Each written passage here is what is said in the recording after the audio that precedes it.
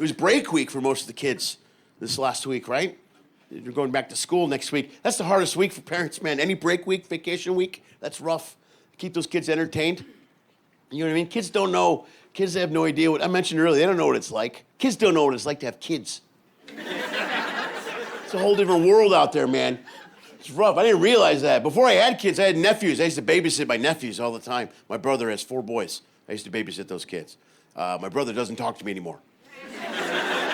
Because I used to go over there and it would be Uncle Lenny rules. You know what I mean? I had like a list of rules my brothers would give me, and this would be like what I'd have to follow all these rules. What they could eat, watch on TV, chores, homework, all that stuff. And my brother left, and as far as I was concerned, the rules left right with him. I didn't care. I let those kids do whatever they want.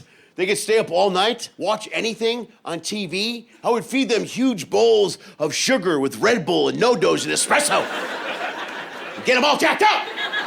Then my brother would come home, and I would just check my messages all night long. It would be hours of, they won't go to bed. I hate you, man.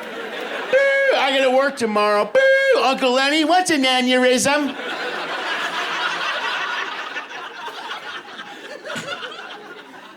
It's tough to keep them entertained during these break weeks, man. That's really hard. You know who's brilliant at the whole kid entertainment thing? Disney. They're geniuses.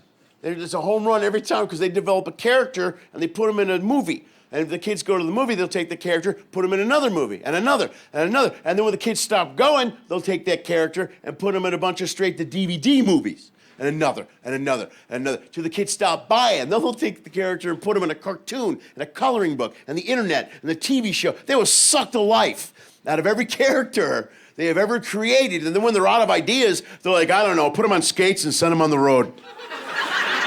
They'll pimp out every character they have at Disney on Ice shows all over the world. It doesn't matter what character it is. I saw Nemo on ice. Think about that for a second. That's fish on ice. And it's sushi, where I come from. Even the kids don't know what's going on. It's like, why does Nemo have legs? They go, I don't know, I can't help you. My youngest daughter is a big fan of those Transformer movies. She loves watching those. I hate those Transformer movies, all of them. I can't stand them. You know why? Because I'm colorblind. Yeah, if you know what I'm talking about. Because I have no idea what robot is fighting who. It's just a big cluster mess. I'm like, well, who's fighting? Who's winning? Where's Optimus Primus? What's happening? Who's winning, the Ford or the Chevy? Help me out. Last time, I'll be honest with you, the last time we went to the last Transformer movie, there was one moment in that movie that made me cry. I got emotional. I got a tear in my eye when I was watching that movie, and I suddenly realized there was an hour and a half left in that movie. The special effects are too much, man. That's what kills me, is special effects in movies. I mean, they used to be cool, they used to be impressive. I don't think anybody is impressed with special effects anymore in a movie. You know what I mean? It's not that big a deal. Computer graphic imaging is like this generation's microwave. Anybody remember when a microwave first came out? It was the greatest invention ever. They cooked a hot dog in 30 seconds. Oh. No one had 5 minutes to boil a hot dog back in the 70s. No one. And when they first came out, man, there wasn't a big advertising campaign. There was no internet. You just heard about these magical machines that popped up all over the neighborhood. And somebody would get one, and you would go there. And my buddy he said, you got to come see this thing. We go to his house, and I'm talking about the first generation of microwaves, the radar range. It was huge. It was the size of a Pinto. It was enormous. It took 3 people to move it into the house.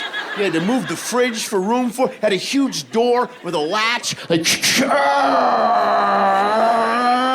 you could walk into it, like, put down a hot dog. Like, we better get out of here. Close the door. And there was a dial with 5 numbers and a square red button. You would just turn to one of those numbers, ping, and hit the button.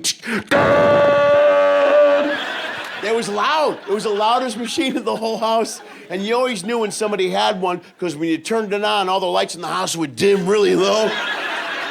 And you didn't care what it was doing to your head. You'd get this close to it. I could see the cheese melting. It would glow red out of the sides. Sparks would fly out of the back of it. Your hair would blow back. All the plants in the house would die. Grandpa would come out. My cancer's gone.